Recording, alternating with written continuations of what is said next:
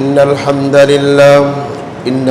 لله نحمده ونستعينه ونستغفره ونعوذ بالله من شرور أنفسنا ومن سيئات أعمالنا من يهده الله فلا مضل له ومن يضلله فلا هادي له وأشهد أن لا إله إلا الله وحده لا شريك له وأشهد أن محمدا عبده ورسوله يا أيها الذين آمنوا اتقوا الله حق تقاته ولا تموتن إلا وأنتم مسلمون يا أيها الناس اتقوا ربكم الذي خلقكم من نفس واحدة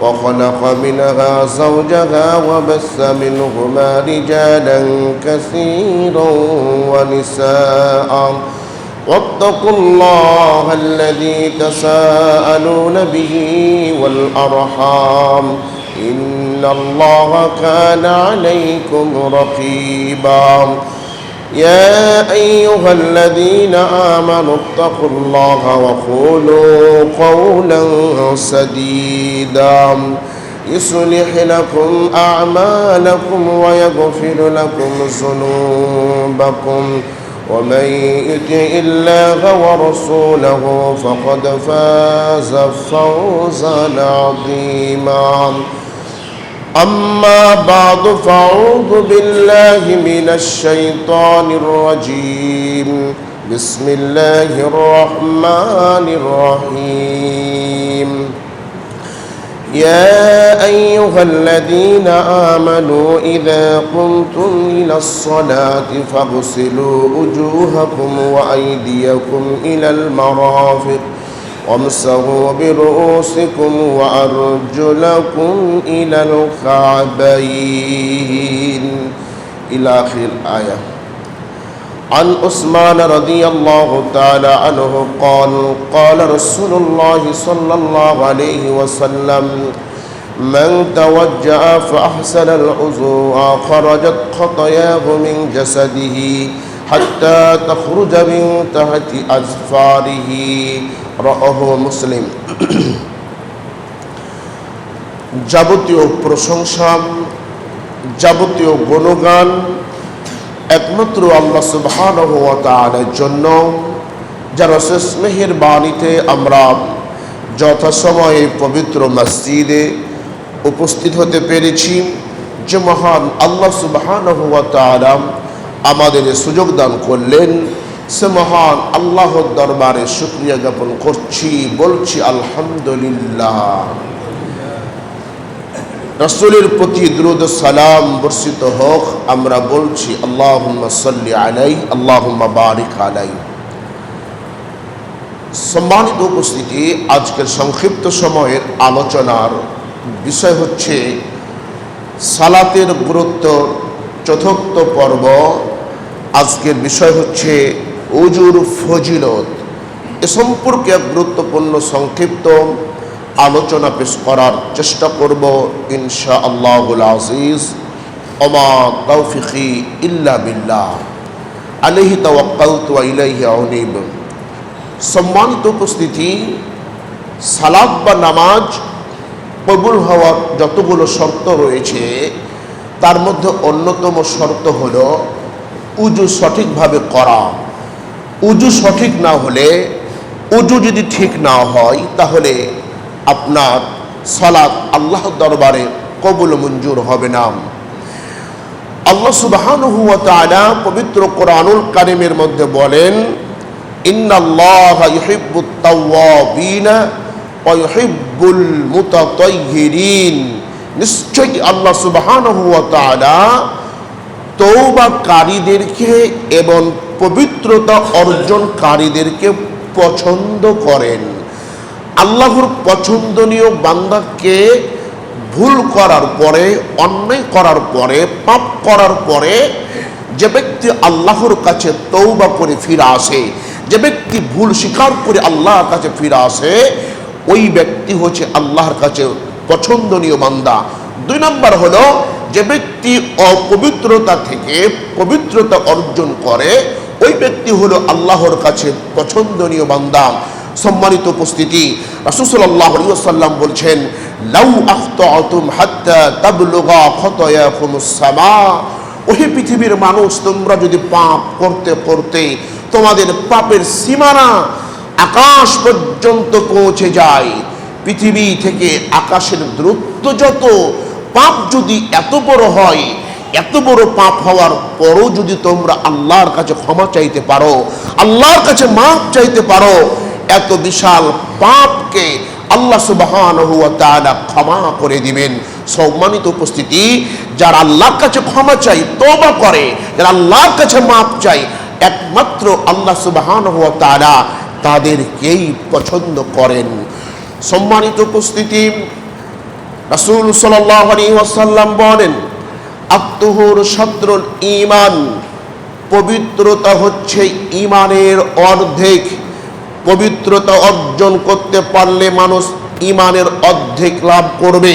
ঈমানকে 2টি ভাগে ভাগ করে, কোনো মানুষ যদি হালাল খায়, হালাল পড়ে, হালাল অনুযায়ী চলাফেরা করে এবং পাক পবিত্রভাবে থাকতে পারে উজুর মাধ্যমে, তাহলে ওই ব্যক্তি ইসলামের অর্ধেক ঈমান আনয়ন করার সমমর্যাদা লাভ করবে। সম্মানিত উপস্থিতি, রাসূল সাল্লাল্লাহু আলাইহি ওয়াসাল্লাম বলছেন, লা তুকবালু সালাতুন বিগাইরি তুহুরিন, সালাত কবুল হয় না পবিত্রতা ছাড়া, নামাজ কবুল হয় না পবিত্রতা ছাড়া, ওয়ালা সাদাকাতুন মিন গুলুলিন, দান সদকা কবুল হয় না পবিত্রতা ছাড়া। অর্থাৎ অপবিত্র ধন সম্পদ আল্লাহর রাস্তায় দান করলে ওই ধন সম্পদ আল্লাহর রাস্তায় কবুল হবে না। সম্মানিত উপস্থিতি, আমরা হাদিস থেকে বুঝতে পারলাম, সালাত কবুল হওয়ার, নামাজ কবুল হওয়ার অন্যতম শর্ত হচ্ছে পবিত্রতা অর্জন করা। এই পবিত্রতা অর্জন করতে হবে একজন মানুষকে উজুর মাধ্যমে। উজু করলে মানুষের কতটুকু সওয়াব হয়। উসমান রাদিয়াল্লাহু তাআলা আনহু হতে বর্ণিত, তিনি বলেন, রাসূলুল্লাহ সাল্লাল্লাহু আলাইহি ওয়াসাল্লাম বলেছেন, মান তাওয়াজ্জা ফা আহসানাল উজুয়া, যে ব্যক্তি সুন্দর করে উজু সম্পাদন করলো, খরাজাত খতায়াহু মিন জাসাদিহি, এ উজুর মাধ্যমে তার শরীর থেকে সমস্ত পাপগুলো বের হয়ে গেল। হাত্তা তাখরুজা মিন তাহতি আযফারিহি, এমনকি নখের নিচে পাপ থাকলেও ওই পাপগুলো উজুর পানির মাধ্যমে বের হয়ে যাবে। সম্মানিত উপস্থিতি, উক্ত হাদিস থেকে বুঝতে পারলাম, যদি কোনো মানুষ গুনাহ করে থাকে, কোনো মানুষ যদি অন্যায় করে থাকে, আর আল্লাহ ও তার রাসূলের পদ্ধতি অনুযায়ী যদি সুন্দর করে উজু সম্পাদন করতে পারে, তাহলে তার জীবনের যত পাপ আছে, তার জীবনে যত অন্যায় আছে, সমস্ত অন্যায়গুলোকে আল্লাহ সুবহানাহু ওয়া তাআলা ক্ষমা করে দিবেন, মাফ করে দিবেন। সম্মানিত উপস্থিতি, ভালো কিছু শুনলে, ভালো কিছু দেখলে, এর আগে কি বলেছিলাম, কি বলতে হবে? সুবহানাল্লাহ বলতে হবে। উজুর মাধ্যমে পাপ ক্ষমা হওয়ার হাদিস শোনার পরেও আপনার দিল থেকে সুবহানাল্লাহ বলাই না, আপনার মতন বখিল পৃথিবীতে কেউ আছে? আপনার মতন কৃপণ পৃথিবীতে কেউ আছে যে ভালো কিছু শোনার পরেও ঠোঁটটা দিয়ে, জিহ্বাটা দিয়ে আল্লাহর নাম নিতে পারেন না? আপনার ইহুদি খ্রিস্টান নেইমার গোল দিচ্ছে, মেসি গোল দিচ্ছে, আপনাকে তো বলা লাগে না যে গোল বলে চিৎকার করেন, আপনি তো হুজুগে বাঙ্গাল টিভির পর্দা ফাটিয়ে ফেলছেন। আর ভালো কিছু শোনার পরে আপনার চোখে ঘুম আসে, এত কৃপণ কিভাবে হলেন আপনি? ভালো কিছু শুনেন, আর এতক্ষণ যারা ঝিমাচ্ছিলেন, ঝিমাটা বাদ দিয়ে চোখে চোখ রাখেন, আমার মুখের দিকে তাকিয়ে থাকেন, কিছু নিয়ে যান বাড়িতে। 1 সপ্তাহ তো খেলাধুলা, টিভি, সিনেমার দিকে সময় পার করে দিয়েছেন, আধা ঘন্টা সময়কে মূল্যায়ন করেন, কিছু নিয়ে যেতে তো হবে। এখানেও যদি এসে ঘুমিয়ে সময় পার করে দেন, তাহলে সারা জীবন কি করবেন আপনি? এবার আপনি আসেন, রাসূলুল্লাহ সাল্লাল্লাহু আলাইহি ওয়াসাল্লাম সাহাবায়ে কিরামদের লক্ষ্য করে বললেন, আলা আদুল্লুকুম আলা মা ইয়ামহুল্লাহু বিহিল খতায়া, সঙ্গী সাথী, আমি কি তোমাদেরকে এমন একটি আমলের কথা বলে দিব, এমন একটি কর্মের কথা বলে দিব যে আমল করলে, যেই কর্ম করলে আল্লাহ সুবহানাহু ওয়া তাআলা বান্দার জীবনের পাপগুলো ক্ষমা করে দিবে এবং পদমর্যাদা বৃদ্ধি করে দিবে। সাহাবায়ে কেরাম বললেন, ক্বালু বালা, হে আল্লাহর রাসূল, আপনি আমাদেরকে এই মর্যাদাপূর্ণ ইবাদতের কথা বলে দেন। রাসূল সাল্লাল্লাহু আলাইহি ওয়াসাল্লাম বললেন, আকাশের নিচে জমিনের উপরে তিনটি কর্ম আছে। এই তিনটি কর্মের পাওয়ার হলো, যদি কোনো মানুষ এই তিনটি কর্মের যে কোনো একটি কর্ম করতে পারে, তার পাওয়ার হলো ওই ব্যক্তির জীবনের সমস্ত পাপগুলো ক্ষমা হয়ে যাবে এবং তার পদমর্যাদা বৃদ্ধি হবে। এক, ইসবাগুল উজুই আলাল মাকারিহি, কষ্ট থাকা সত্ত্বেও পূর্ণাঙ্গভাবে উজু সম্পাদন করা। সুবহানাল্লাহ।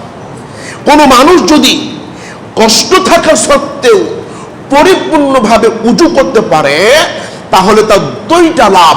এক নম্বর হলো তার জীবনের সমস্ত পাপ ক্ষমা হয়ে যাবে। দুই নম্বর হলো তার পদমর্যাদা আল্লাহ পাক বৃদ্ধি করে দিবেন।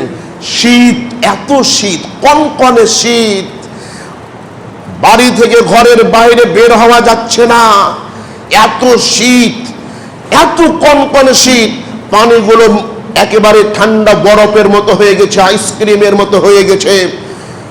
ল্যাপ নিয়ে, সুন্দর স্ত্রী নিয়ে, তোশক নিয়ে ঘুমিয়ে আছেন। ঠিক এমন সময় মুয়াজ্জিন বলছে, আসসালাতু খায়রুম মিনান নাওম, মুসলমান জাতি, তোমাদের ঘুমের চাইতে নামাজ উত্তম।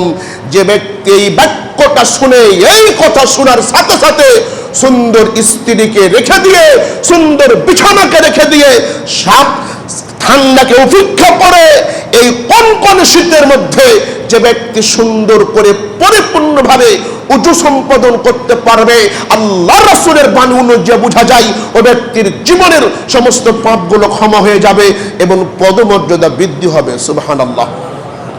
সম্মানিত উপস্থিতি, উজু সম্পাদন করে কোনো মানুষ যদি তার দিন রাত পার করতে পারে, তার কত সওয়াব হবে।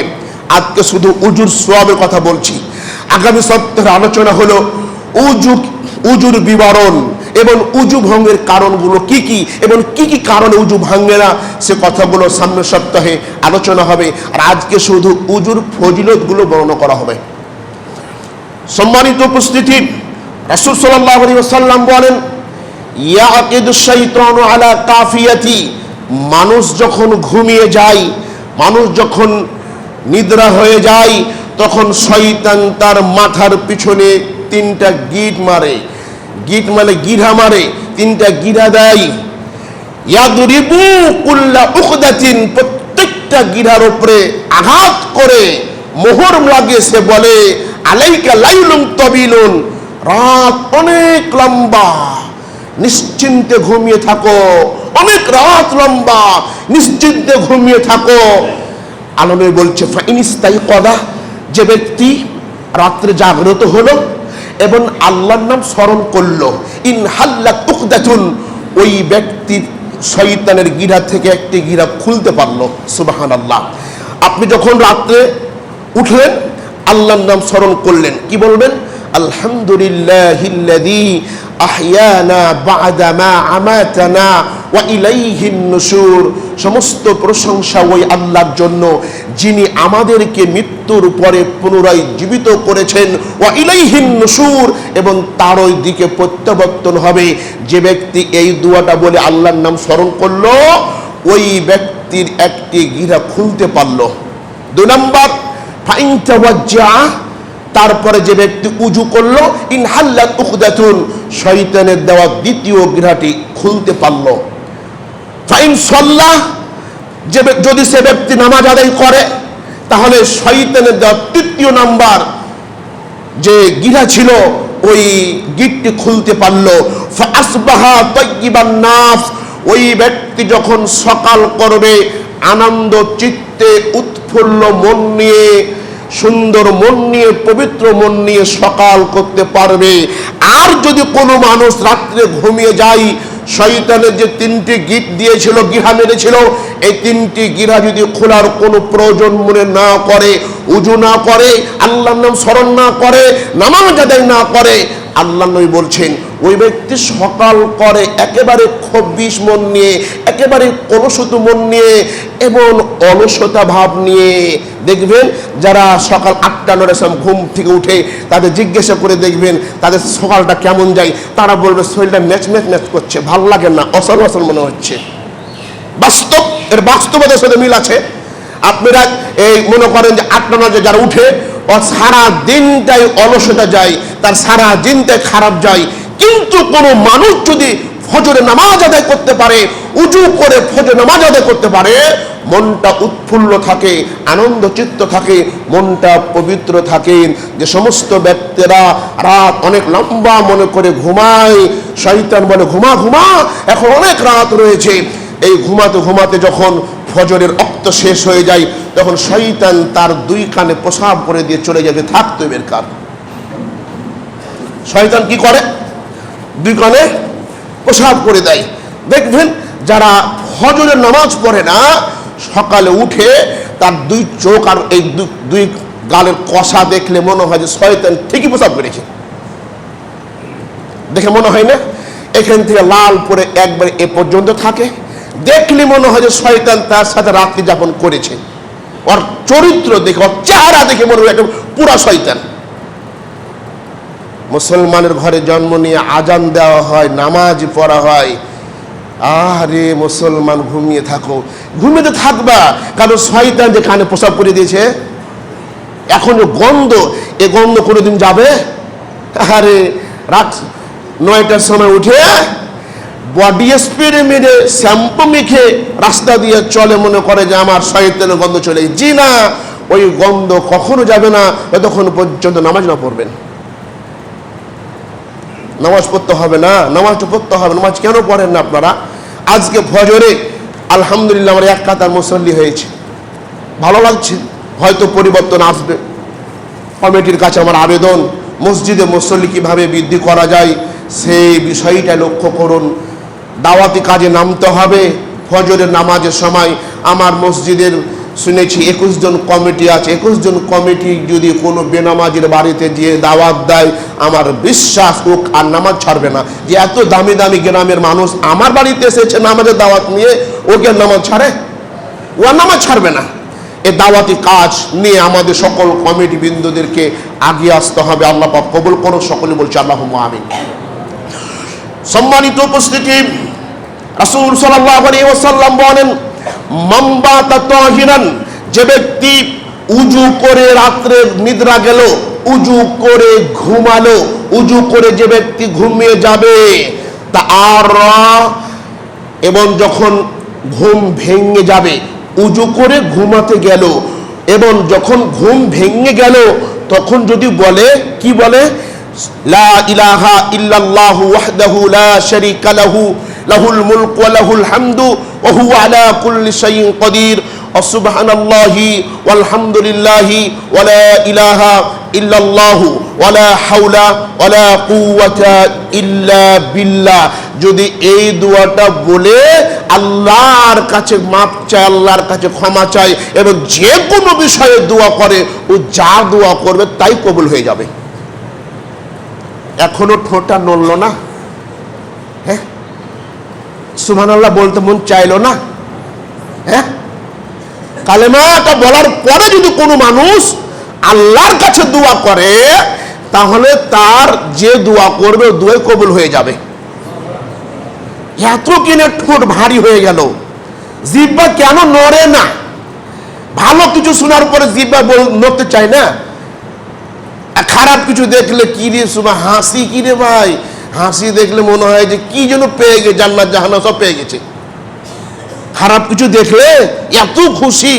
দেখবেন একটা লোক পড়ে গেছে রাস্তায় পড়ে গেছে, আর একজন তার পাশে আছে, যেমনই পড়েছে ওকে উঠা বাদ দিয়ে কি যে হাসি পেল হয়, আপনি আশ্চর্য হয়ে যাবেন। লোকটা বিপদে পড়েছে, লোকটা স্লিপ খেয়ে পড়ে গেছে, উচিত ছিল তাকে হাত ধরে উঠাতে হবে।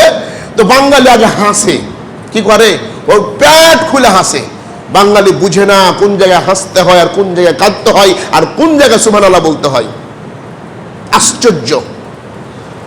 সম্মানিত পূজা, বলছিলাম কোন মানুষ যদি কালেমায়ে তাওহীদ আর কালেমায়ে তামজিদকে একত্রিত করে রাত্রে আল্লাহর কাছে দোয়া করে, ও ব্যক্তি যা চাইবে আল্লাহ পাক তাকে তাই দান করবেন।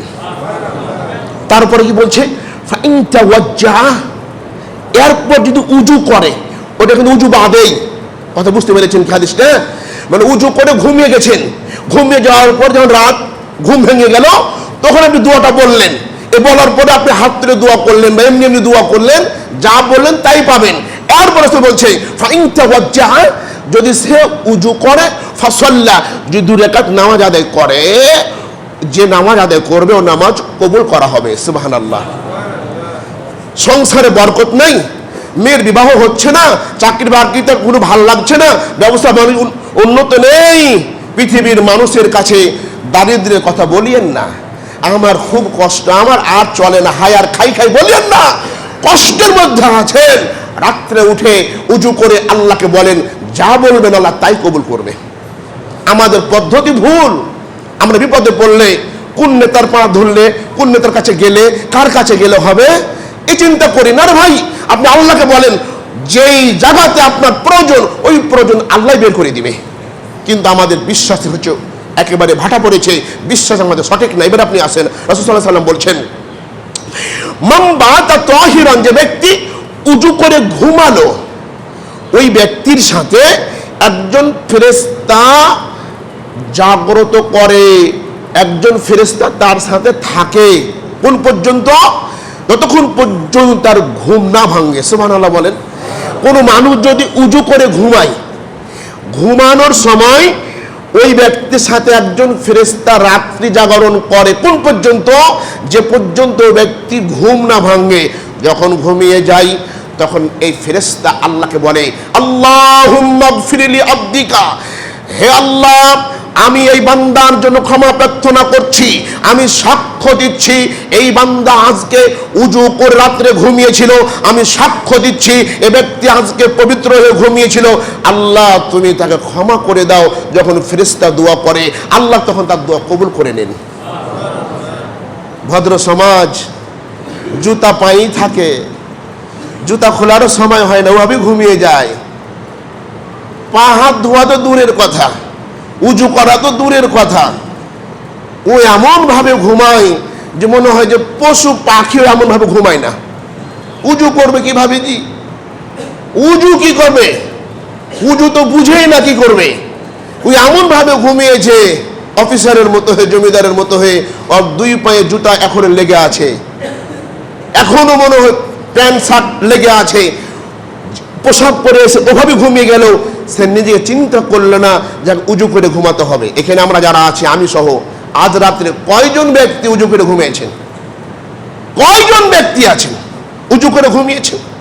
উজু করে ঘুমালে আল্লাহ পাকের কাছে ফেরেশতারা দোয়া করবে, ফেরেশতারা আপনার জন্য মাফ চাইবে, ক্ষমা চাইবে। আপনি আমি কয়জন আছি এই আমলটা করতে পারি? সম্মানিত উপস্থিতি, আমার অনেক বড় ডিগ্রি, আমার অনেক বড় সার্টিফিকেট, আমার ডানে বামে অনেক লোক আছে, কিন্তু আমার যদি আমল না থাকে আমি কবরে জিরো, কোনো দাম নাই। আছে না? কামেল পাস করা ছেলে, হাফেজ, মৌলবী, মোল্লা, মুন্সি, কত মানুষ সমাজের মধ্যে থাকে, ডিগ্রি অনেক বড়, আমলের দিক দিয়ে জিরো। অনেক তার টাকা সম্পদ, বংশ বলে আছে, অনেক কিছু আছে, আমলের দিক দিয়ে শূন্য, কিছুই নাই, লাভ হবে না। আমার মতো আপনার আমার ডিগ্রিওয়ালা কত মানুষ মাটিতে ঘুমিয়ে গেছে, কত বিশেষ ক্যাডার, ভালো মানের ছাত্র আজ মাটিতে ঘুমিয়ে আছে। তা আমি যেতে কতক্ষণ? আমরা ডিগ্রির পিছনে ছুটছি, কিভাবে সার্টিফিকেট পাওয়া যাবে সেদিকে ছুটছি, কিন্তু পরকালে কিভাবে আমি মুক্তি পাবো এদিকে আমাদের কোনো খেয়াল নাই। সম্মানিত উপস্থিতি, আল্লাহ নবীর সাহাবী হযরত বেলাল রাদিয়াল্লাহু তাআলা আনহু, নাম শুনেছেন না? হযরত বেলাল রাদিয়াল্লাহু তাআলা আনহু ছিলেন হাবশী গোলাম, একেবারে কালো মানুষ, আফ্রিকার কালো মানুষ, হাবশী মানুষ। কিন্তু যখন তিনি আজান দিতেন, এই আজান একমাত্র আল্লাহ পাক কবুল করতেন। একদা হযরত বেলাল রাদিয়াল্লাহু তাআলা আনহুকে আল্লাহ নবী বলছেন, বেলাল, কি এমন তুমি কর্ম করো, কি এমন আমল করো যে আমলের কারণে আমি দেখলাম জান্নাতের মধ্যে আমার সামনে তোমার খরমের আওয়াজ, তোমার পায়ের আওয়াজ, তোমার জুতার আওয়াজ শুনতে পেলাম, তুমি কি এমন কর্ম করো? বেলাল রাদিয়াল্লাহু তাআলা আনহু বললেন, হে আল্লাহর নবী, মনে রাখার মতন গুরুত্বপূর্ণ কোনো আমল করি না, তবে একটা আমল করি, আমি যখনই উজু করি তখনই 2 রাকাত নামাজ আদায় করি, হয়তো বা এর কারণেই আল্লাহ পাক এই সম্মান আমাকে দিয়েছে। সুবহানাল্লাহ। রাসূলের সামনে কে বেলাল, আমি হাবসি গোলাম, তার তো কোরআন ইতিহাস জানেন কত কষ্ট আছে, আমি সময় না বলছি না। একজন হাবসি গোলাম আল্লাহ নবীর সামনে জান্নাত হাঁটাহাঁটি করছে, কি কারণে? যখনই উজু করত তখনই 2 রাকাত নামাজ পড়তো। আর আমরা উজু করে মানুষের গীবত শুরু করি। আমরা উজু করে কি করি? পেট হালকা করার জন্য অন্যের গীবত করি, হয় আমাকে নিয়ে গীবত শুরু করে দিলেন, অথবা শ্রদ্ধা যে মনে করে গীবত আরম্ভ হয়ে গেল। উজু করার পরে গীবত শুরু করি, আর উনি উজু করার পরে নামাজ পড়ে। তো উনি যদি জান্নাত না যাবে, তো আমি গীবত করে জান্নাত যাব? আর গীবতের প্রাপ্ত মনে হয় যে ছড়িয়ে আছে, নামাজি বেনামাজি হুজু পাজি যত আছে সবাই সকাল শুরু করে গীবত দিয়ে, ঘুমানোর আগ পর্যন্ত গীবত শেষ করে, গীবত ছাড়া নাই। অথচ আকাশের নিচে জমিনের উপরে মহাপাপগুলোর মধ্যে অন্যতম মহাপাপ হচ্ছে মানুষের গীবত করা, যেটা হচ্ছে নিজের ভাইয়ের গোশত খাওয়ার সমান, মরা ভাইয়ের গোশত খাওয়ার সমান, তবু আমরা করি। সম্মানিত উপস্থিতি, তো হযরত বেলাল রাদিয়াল্লাহু তাআলা আনহু 2 রাকাত নামাজ পড়ে যদি জান্নাত যেতে পারে, আমরা পারবো না? আমল করতে হবে। একটা হাদিস দেখেন, আল্লাহ সুবহানাহু ওয়া তাআলা বলছেন, মা মিন রাজুলিন ইদনাবু জামবান, যদি কোনো মানুষ অন্যায় করে, অপরাধ করে, ভুল হয়ে গেছে, অন্যায় হয়ে গেছে, হয়ে যাওয়ার পরে সুম্মা ইয়াকুমু ফায়াতাতাহহারু, অতঃপর উঠে যদি উজু করে, উজু করে যদি 2 রাকাত নামাজ পড়ে আল্লাহর কাছে ক্ষমা প্রার্থনা করে, আল্লাহ পাক তার পাপগুলো ক্ষমা করে দিবেন। ভুল হয় না? ভুল হয়ে গেছে, অন্যায় হয়ে গেছে, অন্যায় হয়ে গেছে, এই অন্যায়ের কথা মানুষে না বলে আল্লাহর কাছে ক্ষমা চান, আল্লাহ ক্ষমা করে দিবে। সম্মানিত উপস্থিতি, তখন আমরা উজুর ফজিলতগুলো বর্ণনা করছিলাম, উজুর বিষয়গুলো বলছিলাম। উজু করলে যে পাপগুলো ক্ষমা হয়, পাপগুলো হলো সগীরা পাপ, ছোট পাপগুলো ক্ষমা হবে। বড় পাপের জন্য অবশ্যই তওবা করতে হবে, হকদারের কাছে হকদার ফিরে দিতে হবে।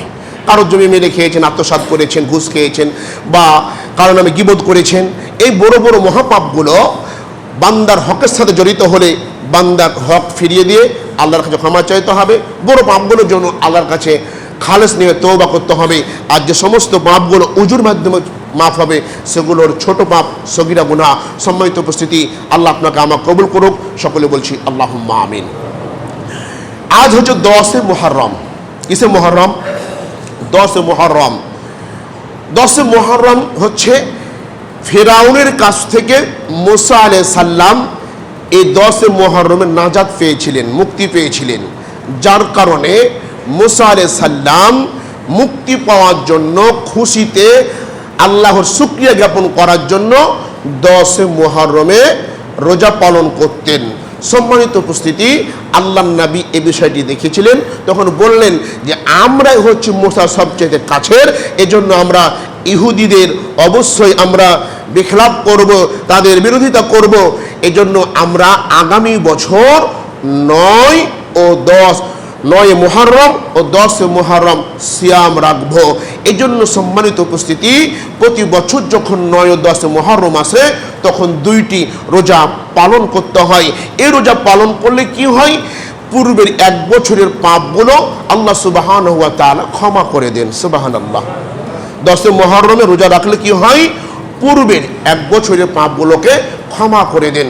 কিন্তু দুঃখজনক হলো সত্য যে বাংলাদেশে যারা শিয়াপন্থী তারা এই দিনটাকে কেন্দ্র করে তারা হুসেন রাদিয়াল্লাহু তাআলা আনহুর কাল্পনিক কবর তৈরি করে এবং ওই জায়গায় তারা সিজদা করে এবং তারা মনে করে যে এই কবরে হয়তো হুসেন রাদিয়াল্লাহু তাআলা আনহুর রূহ ফিরে আসে। এগুলো হচ্ছে মিথ্যা বানাওয়াট, যেগুলো বিশ্বাস করলে মানুষের ঈমান আমল নষ্ট হয়ে যাবেন।